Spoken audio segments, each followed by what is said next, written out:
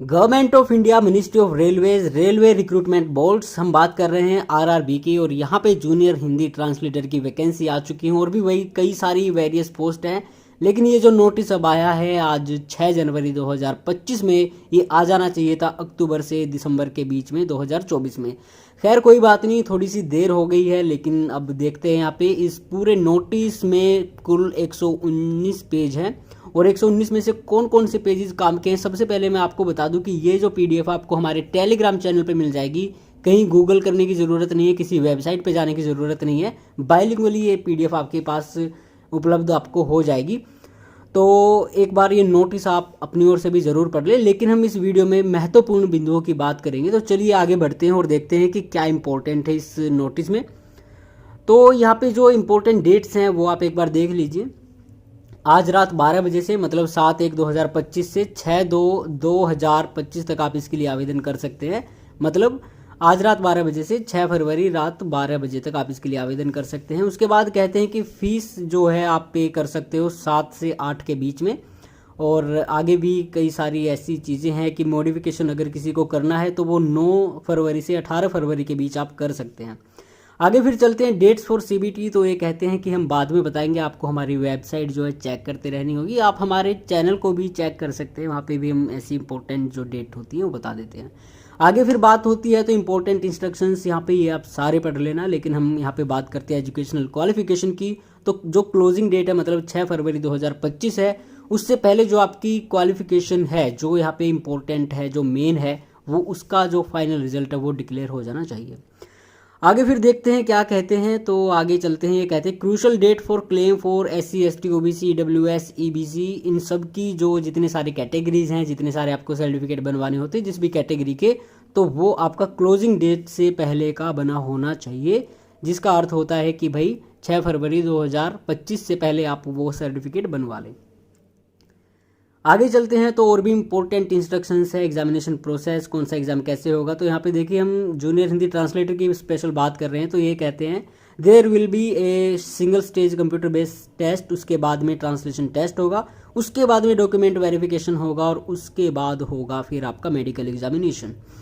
आगे फिर चलते हैं तो ये कहते हैं मार्क्स विल बी नॉर्मलाइज अगर कई सारी शिफ्ट्स में होते हैं तो। और फिर ये कहते हैं कि जब हम ट्रांसलेशन टेस्ट जो होगा तो उसके लिए 10 वैकेंसीज के 10 गुना कैंडिडेट्स को शॉर्टलिस्ट किया जाएगा। मतलब 130 वैकेंसी हैं, तो आप मान सकते हो कि कोई करीबन 1300 कैंडिडेट्स को इसके लिए शॉर्टलिस्ट किया जाएगा ट्रांसलेशन टेस्ट के लिए। और ऐसा होता है कि अगर कट ऑफ मार्क्स मतलब ज़्यादा कैंडिडेट्स उसी कट ऑफ पे हैं तो उन सभी को ले लिया जाएगा। आगे फिर चलते हैं तो यहाँ पे देखिए इंपॉर्टेंट जो 7 नंबर पे है, ये कहते हैं 1/3 की यहाँ पे नेगेटिव मार्किंग होने वाली है। तो SSC की तरह इसको हल्के में ना लें।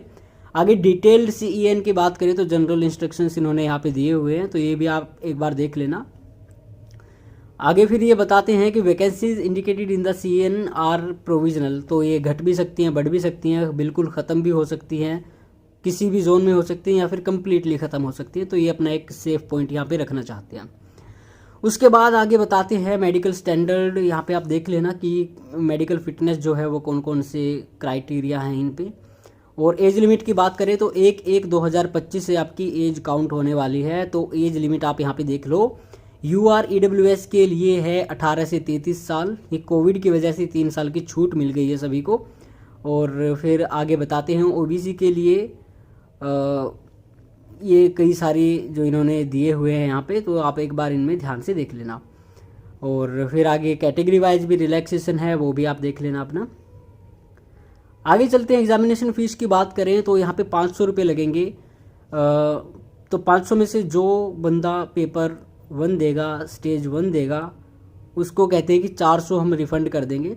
और बात करें अगर PWBD फीमेल की, ट्रांसजेंडर की, एक्स सर्विसमैन की, या फिर SC ST की, या फिर EBC की, तो इनको यहाँ पे 250 रुपये देने होंगे, जिनमें से 250 के 250 इनको वापस मिल जाएंगे।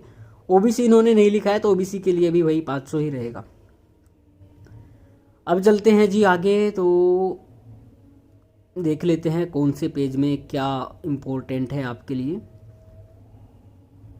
नज़र तो आपको सभी पेजेस पे मार लेनी चाहिए। NOC तो सभी को पता है, जो वर्किंग होते हैं उनके लिए होता है। रिक्रूटमेंट प्रोसेस यहाँ पे देख लेते हैं। तो ये देखिए आपका question paper for single stage CBT will be 90 minutes, और मतलब 1.5 घंटे में 100 क्वेश्चन होंगे, और PWBD के लिए ये 2 घंटे का टाइम मिल जाएगा, तो इनके लिए यहाँ पे 120 मिनट होंगी। सेक्शन वाइज देखा जाए तो CBT जो आपका होगा, प्रोफेशनल एबिलिटी यहाँ पे देख लो, general awareness, general intelligence and reasoning, mathematics, general science, तो कितने क्वेश्चन आएंगे, कितने अंक के होंगे। उसके बाद there will be negative marking 1/3, और फिर जूनियर ट्रांसलेटर के अलावा यहाँ पे इन्होंने दिया हुआ है, तो ये पढ़ने की ज़रूरत नहीं है। मिनिमम परसेंटेज आप देख लो कैटेगरी वाइज। उसके बाद देखिए JHT की जो हम बात कर रहे हैं यहाँ पे, JT या फिर हिंदी, तो यहाँ पे ये कहते हैं कि 50% क्वेश्चन होंगे लैंग्वेज प्रोफिशिएंसी के, 20% जिसमें से इंग्लिश होगी, 30% हिंदी के क्वेश्चन होंगे, और उसके अलावा general knowledge, general intelligence, simple arithmetic and basic of computer, इस पे आएंगे बाकी 50% में। उसके बाद जो ट्रांसलेशन टेस्ट होने वाला है, तो यहाँ पे भी आपका कह रहे हैं कि 10 गुना कैंडिडेट्स को इसके लिए बुलाया जाएगा, और ये केवल क्वालिफाइंग होगा इन नेचर में, लेकिन 60% आपको इसमें लेके आने होंगे। जब आप इसमें 60% लेके आओगे तो फिर से आपका CBT का स्कोर देखा जाएगा, और उसके आधार पर आपकी कैटेगरी में मेरिट लगेगी। तो यहाँ पे CBT के आधार पर ही मेरिट होगी, लेकिन जो आपका ट्रांसलेशन टेस्ट है उसमें भी आपको 60% लाने अनिवार्य है, नहीं तो आप फेल हो जाओगे। आगे चलते हैं, तो इन्होंने यहाँ पे अपनी अपनी जोन है जो, उन सभी के लिंक दिए हुए हैं, तो इनको आप कॉपी पेस्ट कर सकते हो। जिस भी जोन से आपको अप्लाई करना है तो वो आप अपना देख लेना। 21 के आसपास जोन है यहाँ पे। आगे बताते हैं फोटोग्राफ एंड सिग्नेचर। ये आप इन चीज़ों का ध्यान रखना, कितने साइज में कैसे खींचने हैं, क्या होना चाहिए, स्पेक्स उतारने हैं, पहनने हैं, क्या करना है। आगे फिर इनवैलिड एप्लीकेशन रिजेक्शंस, कौन सी एप्लीकेशंस है जो इनवैलिड मानी जाएंगी, रिजेक्ट कर दी जाएंगी, तो ये चीज़ें भी आपको देखनी होंगी। अब हम चलते हैं सीधे मुद्दे पे आते हैं। तो ये SC/ST का सर्टिफिकेट है, फॉर्मेट है। उसके बाद OBC का NCL का format, self declaration bye OBC NCL के लिए है। उसके बाद आते हैं जी EWS के लिए सर्टिफिकेट जो है, और फिर आपका आ जाता है ये और कई सारे, और ये डिक्लेरेशन।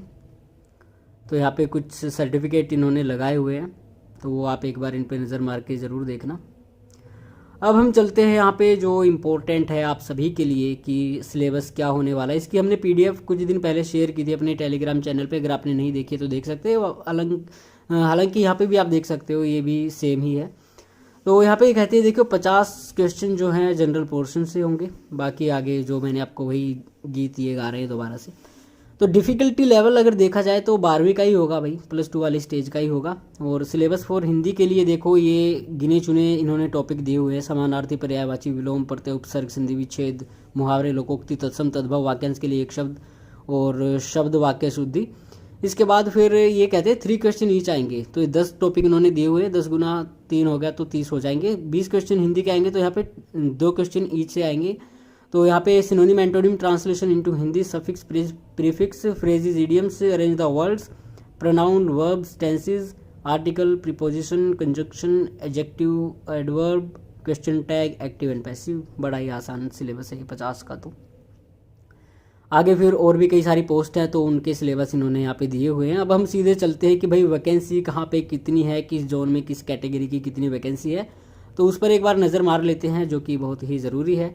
पोस्ट पैरामीटर इन्होंने यहाँ पे दिए हुए हैं, मतलब आप कौन सी पोस्ट के लिए एलिजिबल हो, कौन सी पोस्ट के लिए एलिजिबल नहीं हो, तो वो एक बार हम देख लेते हैं कि इसकी क्वालिफिकेशन क्या होने वाली है। उसके बाद देखेंगे कि वैकेंसीज़ का क्या सिस्टम है, कहाँ पे कितनी सारी वैकेंसीज़ है आपकी। तो बड़े ही ज़्यादा पेज यहाँ पे इन्होंने लगाए हुए हैं, तो एक बार देख लेते हैं। जूनियर ट्रांसलेटर का ये रहा आपका, इसको थोड़ा सा कर लेते हैं जूम आउट। तो यहाँ पे देखिए जूनियर हिंदी ट्रांसलेटर की हम बात करें तो भाई कहते हैं मास्टर डिग्री इन हिंदी और इंग्लिश विद इंग्लिश और हिंदी एज कंपलसरी इलेक्टिव और medium of examination eight degree level, वही SSC GHT वाली क्वालिफिकेशन है। उसके बाद कहते हैं कि आपके पास डिप्लोमा और सर्टिफिकेट कोर्स इन ट्रांसलेशन होना चाहिए, या फिर 2 साल का ट्रांसलेशन में एक्सपीरियंस है तो भी कोई दिक्कत नहीं है। लेकिन यहाँ पे नंबर 3 पे, ए के नंबर 3 पे जो कहते हैं, और में यहाँ पे कहते हैं master degree of a recognised university equivalent in any subject other than Hindi और English as Hindi and English as compulsory और इलेक्टिव सब्जेक्ट और either of the 2 as medium of examination and other as a compulsory और elective subject at degree level. तो घूम फिर के वही बातें आती हैं जो हमने एक बार क्वालिफ़िकेशन के मामले में एक वीडियो बनाई थी कि कौन कौन एलिजिबल है कौन एलिजिबल नहीं है, तो वो भी आप देख सकते हो, सर्च करने में थोड़ा टाइम लगेगा। तो सारी चीज़ें वही हैं, बार बार बताने का मन करता नहीं है। आगे चलते हैं, अब देख लेते हैं आपका वैकेंसी डिटेल। तो यहाँ पे वैकेंसी टेबल आ चुकी है। तो देखिए अजमेर में टोटल 8 वैकेंसी हैं, कैटेगरी वाइज आप देख सकते हैं NWR में। उसके बाद फिर बेंगलोर की बात करें तो बेंगलोर में भी आपकी 5 वैकेंसी आ जाती हैं SWR में। उसके बाद फिर भोपाल है, WCR में 7 वैकेंसी हैं। फिर आता है आपका भुवनेश्वर, यहाँ पे 5 वैकेंसी हैं ECOR में। इसके बाद है फिर बिलासपुर, यहाँ पे भी आपकी 3 ही वैकेंसी है SECR में। कैटेगरी वाइज आप देखते रहना अपना। चंडीगढ़ की बात करें तो 20 वैकेंसी यहाँ पे NR रीजन है। और फिर आपका चेन्नई आता है, चेन्नई में SR में 2 हैं, ICF में 3 है। फिर गोरखपुर आ जाता है, गोरखपुर में NER में 9 है, RDSO में 1 वैकेंसी, टोटल 10 हो जाती है यहाँ पे। उसके बाद फिर गुवाहाटी की बात करें तो यहाँ पे 2 वैकेंसी है NFR में। और फिर आगे चलते हैं जी, कोलकाता में टोटल 11 वैकेंसी है, 6 यहाँ पे ER में है ईस्टर्न रीजन में और 5 SER में है। उसके आगे आता है फिर मुंबई, मुंबई की बात करें तो भाई यहाँ पे 13 वैकेंसी CR में है, WR में 17 वैकेंसी है। फिर पटना की बात करें तो 6 वैकेंसी पटना में मिल जाती है आपको ECR में। और आगे फिर देखते हैं प्रयागराज में भी टोटल 9 वैकेंसी है, BLW में 2 हैं, NCR में 7 वैकेंसी हैं। आगे सिकंदराबाद की बात करें तो 9 वैकेंसी यहाँ पे है SCR में। तो बस यही इसका लास्ट पेज था, 109वां पेज। तो बाकी जो इम्पोर्टेंट चीज़ें थी वो हमने ऑलमोस्ट डिस्कस कर ली हैं। फिर भी आप इस नोटिस को एक बार डाउनलोड कर लेना और इसको एक बार अच्छे से पढ़ लेना, उसके बाद ही आप इसके लिए आवेदन करें।